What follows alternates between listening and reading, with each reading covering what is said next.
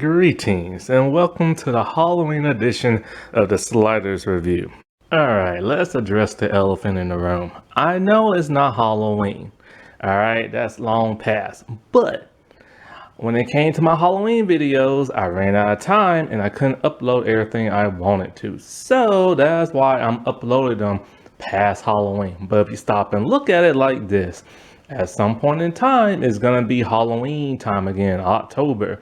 So somebody eventually will stumble upon my videos and watch it around Halloween time. So yeah, and I'm here today to talk to you about Annabelle Comes Home, the 2019 movie. So, this is the 6th installment of the Conjuring universe, but the 3rd installment of the Annabelle solo movies. And well, it's an okay movie, I think. I think it's pretty good. It's kind of on there with like the first movie being pretty good, but not overall great. I still think the best one is probably the second Annabelle creation. And you know, I still give it up. I still think the visuals are really nice. I do love, like, you know, the breath of fresh air with the creepiness stuff that goes around. Like, they do certain things that are not very cliche when it comes to the paranormal ghost type stuff. And I really appreciate that. Like, I really like the dropping of the coins. And for whatever reason, she's picking it up. She's like, hey, I got myself some money. You know? And, you know, I really love the scene with, like, the TV predicting the future. Because you're expecting her to get it, but they save her just in time. And I also like the part where, you know, like little Judy's in her room and she's scared and she grabs the cross and you think she got, but she didn't. And so, like, you know, but my problem with this movie is, well, the pacing. I swear to God, all of these Annabelle movies have very bizarre pacing. The first and the third has very slow pacing, and the second one has extremely fast pacing to where, like, you know, things are just happening so quickly you can't take it all in. But the problem with the first and the third one, especially this third one, it goes by so slow that you get kind of bored. Like, honest to God, the movie's about like what, an hour, 30 minutes, something like that. And so, like, yeah, certain tiny little things happen within the hour, but for the most part, it takes a full hour just for all the heebie-jeebie stuff to start happening. Even though a couple of the heebie-jeebie stuff started happening before, it happens and then it stops, and then it's like a long wait period of like a whole bunch of talking, and then like a little bit more, and then another long period, and then you get the heebie-jeebie stuff. But basically, the last 30 minutes is just heebie-jeebie stuff.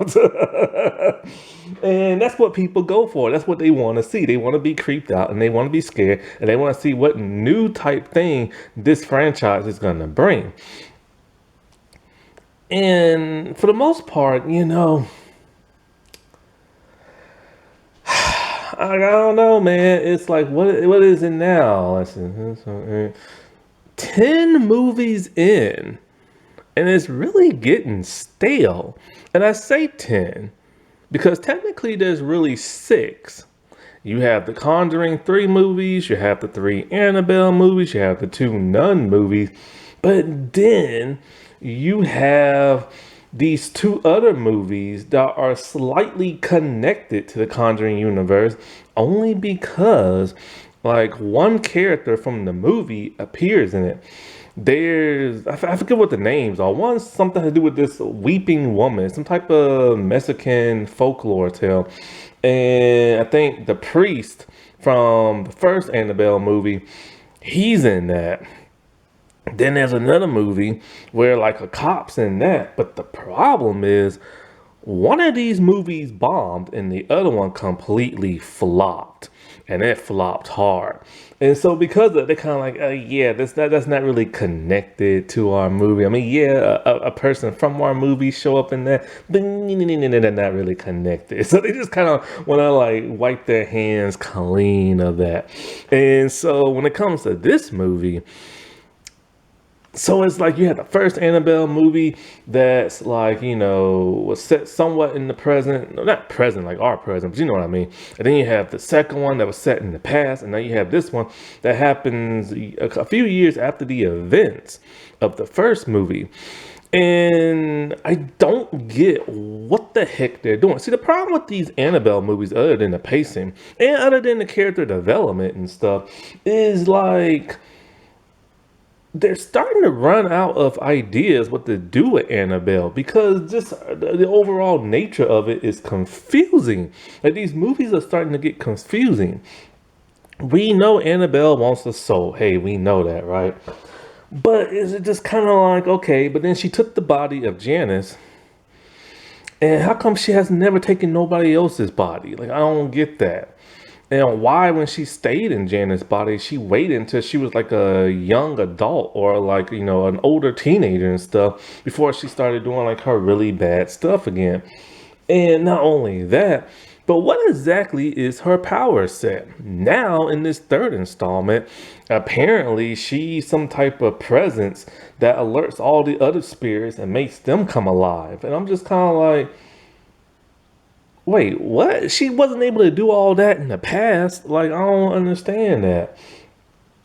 And so it's like they're really running out of ideas to where this one little doll that has this evil demonic spirit inside it as like a conduit or something like that is able to stir up all this other evil stuff. Even to the point where this like ghostly mystical werewolf comes out. I'm like, what the heck? Did I just see a werewolf? And I'm just kind of like, well, what the heck is going on? It's like y'all are getting desperate or somebody's high. And speaking of, the director of this movie, him and James Wan also came up with the story of it. So Gary Dummelman and everything, he's the one who directed and came up with the story. And him and James are now contracted for the live action Disney Plus Gargoyles television show. And so it's kind of like, I don't know. The director of the second Annabelle movie did a whole lot better with horror, but Gargoyles isn't horror.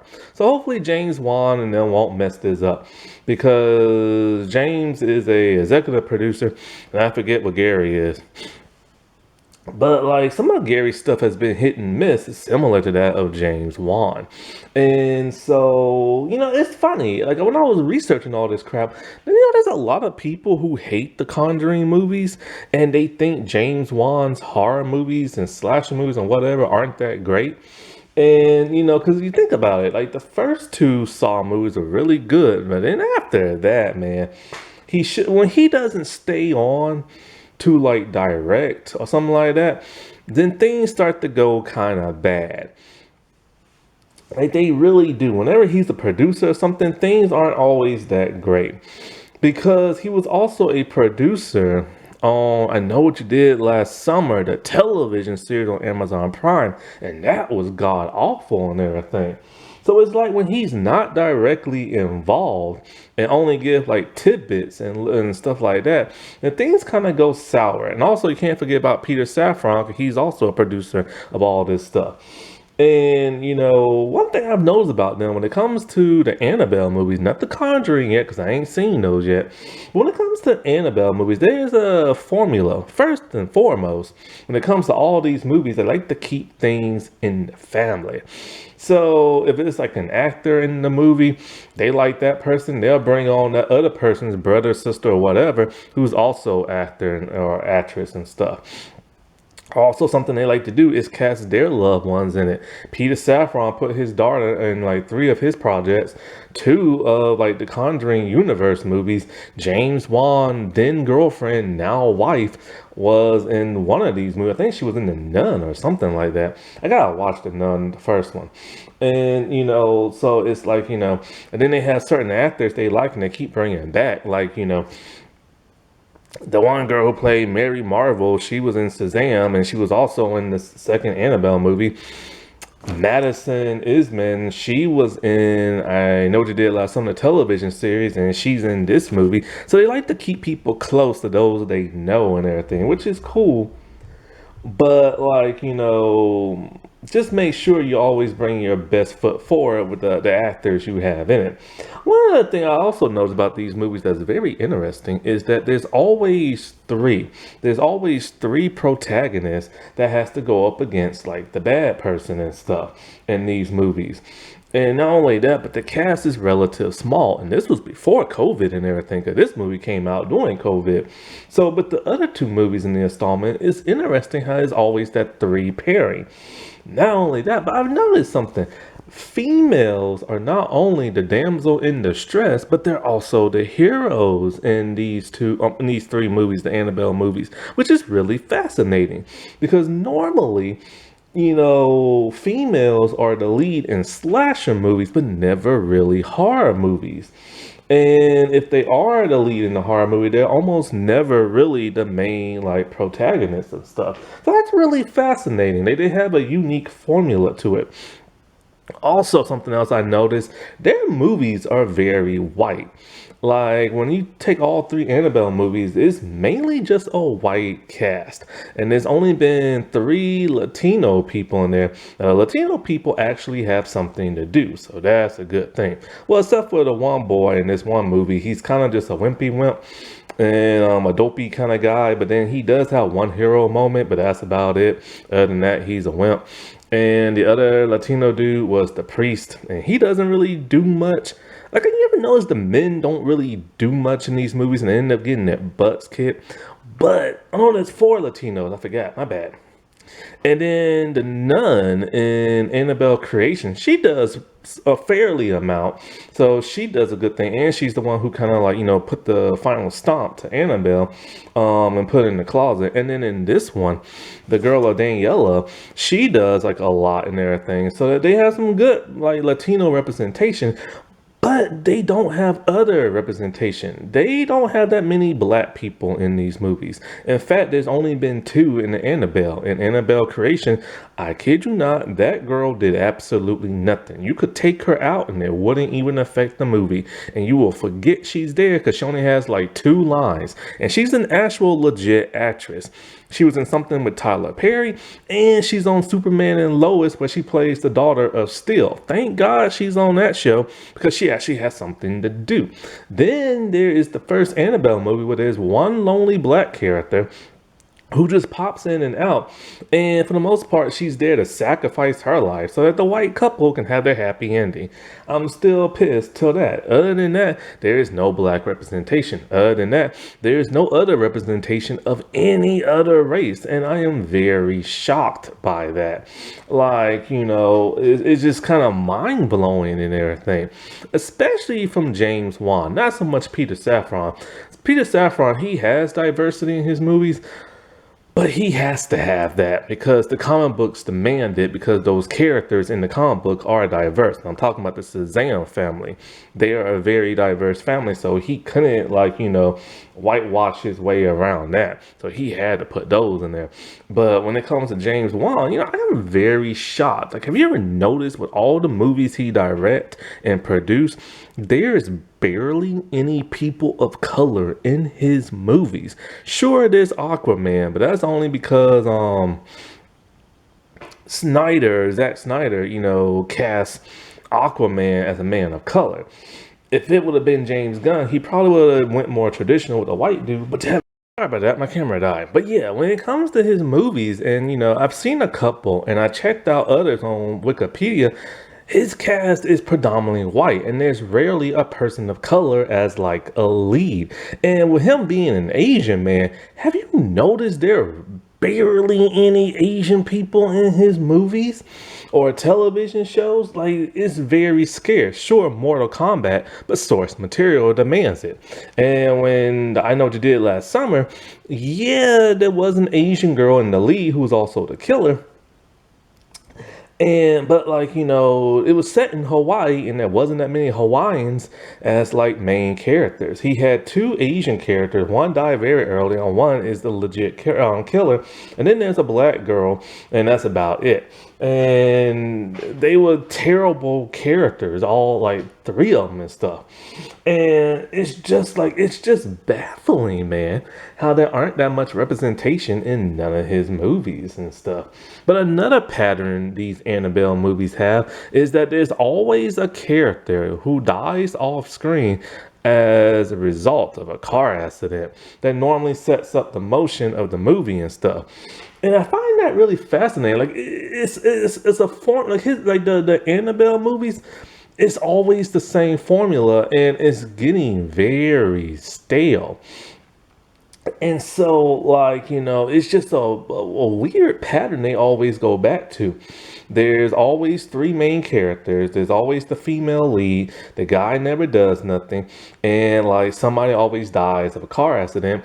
And one of the former Annabelle live action people, the living people, always comes back in a ghostly form.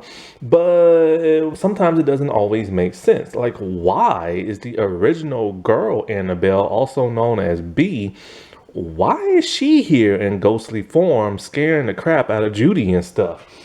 Like that happened so long ago and she's already took that girl's soul and transferred it into like, her essence or whatever, and then went inside Janice. So why in the world is the original Annabelle appearing? Judy has no idea who that is. You know what I'm saying? Or she probably heard of the girl, but she don't know what she looks like and stuff. So I don't understand that. And of course they couldn't um bring the adult Janice because she died and everything. So I just don't get it. Like some things in here just don't make no sense. And I still don't understand how that evil demonic presence is able to bring all this stuff forward and how he was able to conjure up the nun demon thing in the second movie, other than just tying it into the whole universe thing. So it's a really confusing universe, and I can't wait to see the Conjuring movies because I'm very curious to see what those are about. And the Warrens, speaking of which, when it opened up with them, I assumed that the movie was going to focus on them, right? I'm like, okay, cool. I'm finally going to get to see these Warren people, see what they're about. Because from what I've heard, these movies depict them as great people, great loving people. That is not the case. They was anything but that, and people thought they were scammers because their little museum thing in the home. I mean, come on, man. Like, who really believes in paranormal, demonic stuff? Like, you know what I'm saying?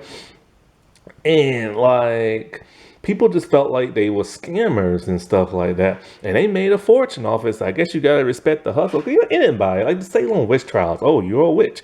Oh no, I just got burnt at the stake. Like that's basically what it is, you know what I'm saying? But it is what it is. And it's folklore. So you made some pretty cool movies and stuff based off it. And so I was really getting into the very beginning of this movie when they're taking the drive and then they stop and then all of a sudden the doll possesses all these ghosts and they're just hovering around everywhere. And it's like, oh crap, dude, these people about to get because there's ghosts everywhere.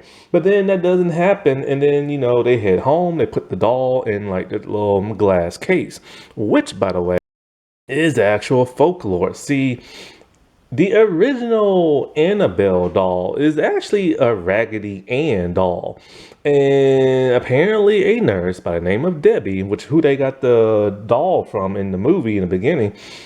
Which, by the way, it would have been nice if, see, this movie right here, I'm telling you, it should have depicted Nurse Debbie and everything. That's what it should have been. Like that it should have been that folklore of her being all like, oh, I put it all in this one position. Then a couple minutes later, it turned his head and blah, blah, blah, and stuff like that. And then it should have just been something like that. You know what I'm saying? Yeah, it would have been cliche to the first movie and stuff. But, heck, that's the folklore of it all. You know what I'm saying? And so, like, they put it in the glass case, and I think, what is it, every two priests a week or a month, something like that, blesses, the case to keep the heebie-jeebies out and everything. And so, yeah, and of course they didn't use the Raggedy Ann doll for these movies because it would look kind of silly. And not only that, but they probably couldn't get the rights to it and stuff like that. Plus, it just looks too silly. So they went with the creepy porcelain doll. And yeah, and so basically in this movie, they leave very early. So I'm like, what? They're not even in the freaking movie? But it revolves around the daughter, Judy, who is their real daughter and everything. There's a real not Judy, Judy Warren and everything. And they depict her in the movie as not having no friends and being awkward because of the parents doing what they do and people picking on her. But for in actuality, she lived a pretty normal life and everything. And she never saw the Annabelle doll until she became an adult. And she said it looks like a pretty innocent doll, but then she also added, well she can feel a demonic presence. And the boy who picks on her in the movie, he's a fictional version of her actual husband, a guy who was a sheriff and everything. And I don't think he picked on her in real life because, they met when like they was older or whatever. So yeah, but basically the movie revolves around her and it's her birthday. And the only friend she got is her babysitter, who's a teenager, played by Madison Isman. And so Mary Ellen is the babysitter, and the babysitter has a friend in high school named Daniela, played by Katie Safri or something like that. And so basically, Daniela comes over and she's all like, look, man, don't touch nothing, don't do nothing, blah, blah, blah, blah, blah. But Daniela has other ideas. See, she killed her dad in a car accident and she wants his spirit to come back. So she knows with the demonic stuff in the house and the museum, she figures she can probably summon like some type of like spirit or something like that. So she breaks into the museum. She touches everything around it and she opens the Annabelle case. And of course, about 30 minutes later or so, all the demonic stuff starts to happen. But then there's a boy in this movie named Bob, who's also goes by the name Balls because and he works at like the store, and Mary Ellen likes him, he likes her, and he comes over to visit, and next thing you know, he gets chased by a werewolf. And that's what's so weird about this movie. It went from just a paranormal, like ghostly type stuff and things moving around, and the dead girl come back to life. Well, it looks like it, and then now they're going to like a dead bride, some person with coins on the eyes, and werewolves, and just all kind of other stuff. Like, you know what I'm saying? And so basically, they run around the house about 30 minutes trying to defeat the evil, but they think Daniela is gone. But then she realizes she forgot the keys, heads back down into that museum room where she's tortured and everything by all the crazy stuff in there. Then, it was some really good like jump scares. I liked it. Like, the little box, you had to get the key out, put your hand in the box. I thought for sure the girl hand was gonna get ripped off, but it didn't. And then Bob, but I call him Balls again. Bob saved Judy and everything from the werewolf, so he had his little hero moment and stuff. And basically they had to get Annabelle back in her case, and it was a little unimpressive about how they had to get it in there. But then of course Daniela came in to like help shut the door. And I still love like all the creepy stuff in these movies. Like I said before, when they do the creepy stuff, that's when the movie gets going. All this talking and dialogue to get to know the characters takes too long. You don't need 13 minutes like the first movie to get to know the characters, and you don't need a full hour to get to know these people and stuff. And so after that, she has her birthday party. Nobody's there, but then Daniela and Mary Ellen shows up. Then a bunch of kids show up, and she's so happy. And then all of a sudden, the Mrs. Warren, she lets Daniela know that, hey man, your daddy talked to me. He says everything's all right and blah blah blah and stuff like that. And then of course the movie ends setting up for The Conjuring, the first movie and stuff, when Judy is now like a teenager and stuff. And I don't know, I think this movie was like unnecessary. And if it was going to be necessary, they could at least just show, like, what happened with, like, the nurse and crap like that. You know what I'm saying? That could lead up to the first Conjuring movie, or what was I was thinking about? It was something that had to do with the second movie they could have spun off it. I can't even think about it right now. Oh no, I remember. Little what's her face? Janice. They could have done something to where, oh, maybe she met some kids and started terrorizing them with ghostly powers or something. But it would have been far more interesting than this movie, because you can tell with this movie they ran out of ideas. Now, in terms of like the characters, they're just okay. They're one note. That's like pretty much every like Annabelle character there is. There are some that has a little bit more growth in like the other two movies, but here they're just like one note. Like the babysitter girl is just nice. The friend has her own agenda, and like Judy is like all right. She's like the little hero and everything. Her and like Mary Ellen like really love each other and will protect each other and stuff like that. Bob is just Bob and everything. So there isn't really that much character development. And of course you like them because they're trying, like they're good natured people. But I need more depth from these characters and like, the Annabelle like from movies and stuff. Also, nobody dies in this movie, I've noticed, which is kind of a bummer because it's a horror movie, and in a horror movie somebody has to die, like what I'm saying. Like for all these characters just to survive is just very lame and weak. Like if you're gonna have all this like really gruesome like paranormal stuff, then you gotta have a good kill, and there are none whatsoever. Yeah, characters are always getting dragged by their feet. That's predictable. They kind of get tossed around here and there. That's predictable. But the fact is that everybody survived. It feels like you're being cheated. It is literally like the entire movie is a dream sequence. You wake up and everybody's all right. Like that's literally the equivalent of what this movie is and stuff. And it's just weird that the movie installment had to go to this point when the second one was so good. Like, you know what I'm saying? That wasn't that spooky. Alright, well, I shall talk to y'all later. Bye.